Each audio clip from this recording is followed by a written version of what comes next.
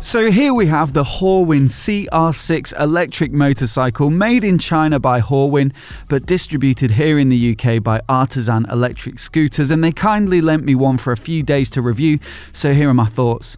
But before we start, if you're new here and you want to see more electric motorcycle reviews like this and the latest motorcycle news and vlogs, then please do remember to hit subscribe. Before we get on the road though, here are the specs. The electric motor on the CR6 is good for about 10 horsepower, which is roughly equivalent to what you get on a learner bike or a 125. It does, however, have almost 300 Newton meters of torque, which are delivered right from a standstill.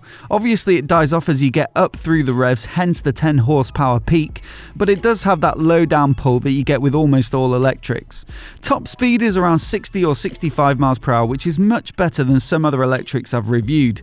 It makes this a genuinely viable commuter for anyone coming into the city with a bit of A-road riding beforehand. That said, of course, it's still most comfortable in town at about 30 or 40 miles per hour. In terms of charging, it's possible to keep the cable in the stash in the tank, which is really quite convenient. You can then just plug it into the side of the bike and within 3.5 hours get a full charge, which is good for 90 miles or so. Other electric bikes I've borrowed, like the new NGT, had a pretty big charger to lug around, so it just isn't practical to charge at someone else's house or at work. But this is easy to do with the CR6, which is a massive bonus in my eyes. There's also enough space to store your personal belongings in there and a USB port to charge your phone. In terms of equipment, there's a 3-pot brake at the front, which is more than ample for a bike that only weighs 140 kilograms, and a single pot at the rear, which works just fine. There's no ABS, and as such the brakes are linked because of the law, so the front brake lever operates both front and rear, and the rear brake pedal just the rear brake. The forks are upside down and fairly substantial, and there's a monoshock at the rear. The seat height feels fairly tall. I don't have an exact spec, but it feels like it's around 790 or 800 millimeters, like a middleweight naked bike might be. Low seat heights on smaller bikes like this can feel a bit cramped, so I like this a lot. It's a simple bike in terms of tech. It does have keyless ignition, which allows you to lock or unlock the bike and enable the ignition, but if you're still using the steering lock, then of course you'll still need the key. Otherwise, there's an ignition button and 2 riding modes on the right hand switchgear, and on the left there's a headlight switch, indicators and a horn. The dash is also simple, showing revs, speed, riding mode, battery charge level and mileage, and to be honest, that's all you need on a simple little commuter. There are provisions for a passenger like a grab rail and decent foot pegs, but that cafe racer style seat will almost certainly be uncomfortable for anything other than short stints. It looks like it'd be easy to remove the rail and pegs with a few bolts, so personally I'd do that as I don't take a passenger often and would prefer the sleeker look. But perhaps for some folks it's a nice option to have the ability. The CR6 costs about $5,000, so it'd be relatively cheap to finance, and the other running costs on electrics are pretty low, so it'd make a decent budget get-about. There's also a $6,000 Pro model on the way, which I'm really keen to test. It has a bit more power at 15 horsepower, but also a manual 5-speed gearbox, which I think would really appeal to existing bikers who want a bit more character and engagement to their ride. So hopefully I'll get hold of one of those at some point, but for now, let's take the CR6 for a spin. Alright, so you just need to flip the side stand up and then hit this ignition button and it'll say ready when it's good to go. I'll stick it in mode 1 here. Hit the gas and you're off. No clutch, no gears, no nothing. It's in kilometers per hour. I probably should have looked at how to change that by now, but I have to do a bit of quick mental translation there. Apologies for this camera angle. I couldn't actually find anywhere to mount that, but it's better than nothing. It's a bit wonky though. I mean, what I'll do is I'll ride this out to, there's a bit of sort of 50 mile an hour dual carriageway, so I think taking it over there, because that's the difference between this bike and the new NGT or a scooter like that or some of the smaller electric bikes is, yeah, this actually has the ability to go on that kind of road as well as nipping through town traffic. The thing that jumps out about this bike immediately to me is just how little it feels. I mean, it's ideal for riding in town because the bars are narrow, the bike's narrow. When you're kind of looking ahead, it just disappears beneath you. Stick it in mode 2 here to get a bit of acceleration. It's very smooth still. That initial twist of the throttle doesn't give you a torquey like jolt. It smoothly delivers the first few miles per hour and then yeah, ramps it up from there. But yeah, it's ideal for filtering this bike. It's so narrow.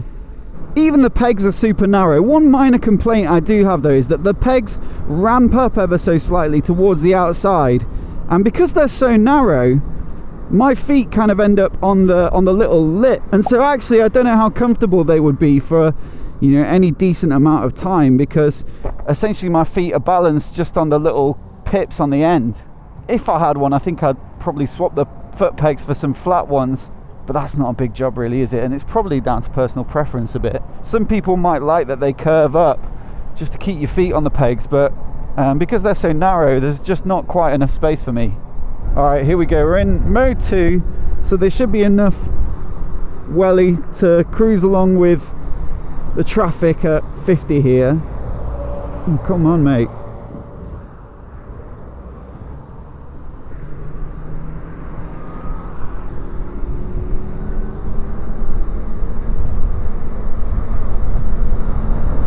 I mean, it probably lacks a bit of acceleration for doing quick overtakes or anything like that, but it's not bad at all. It can hold its own.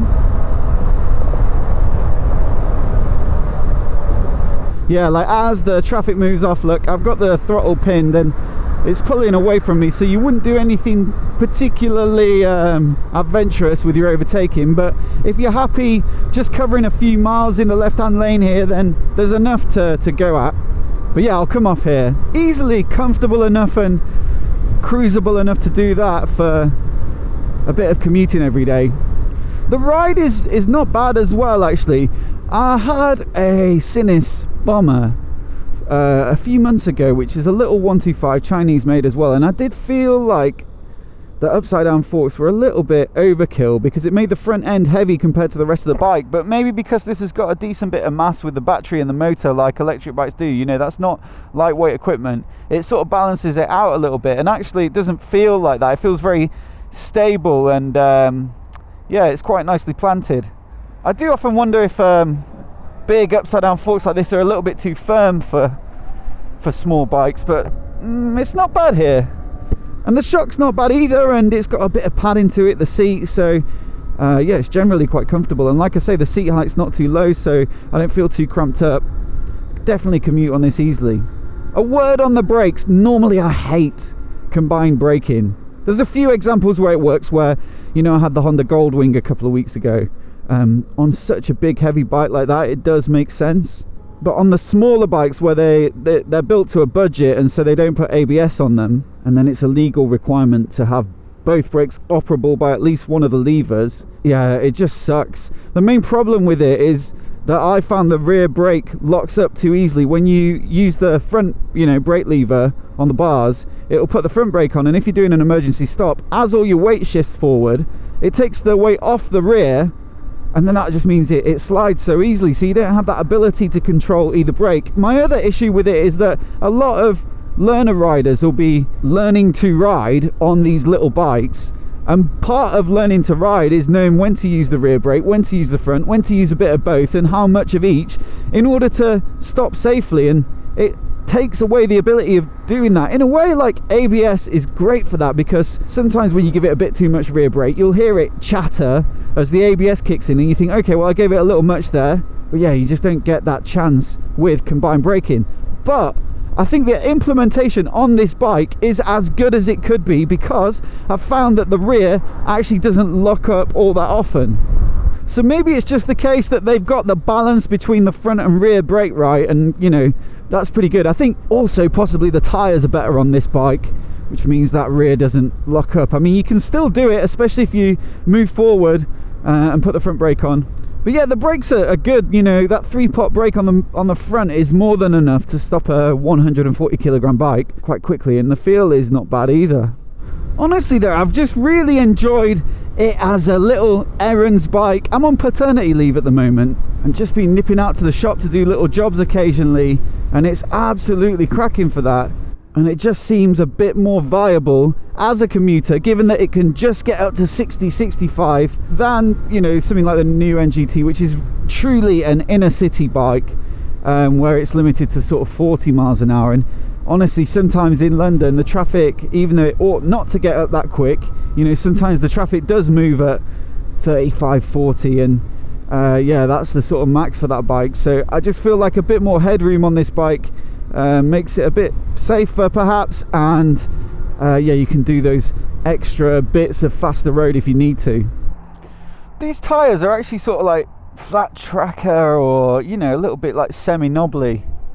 Maybe I'll find a bit of gravel.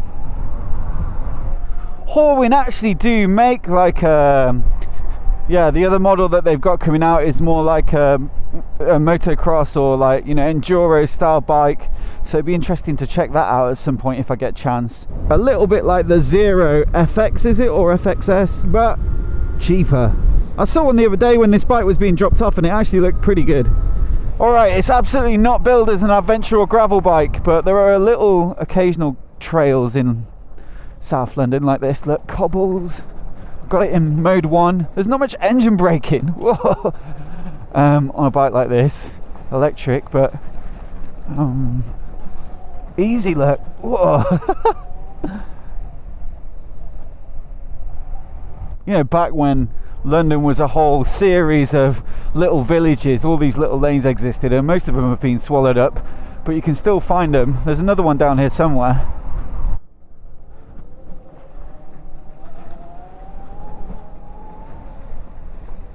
Just got to be careful of delivery vans coming the other way. Woohoo!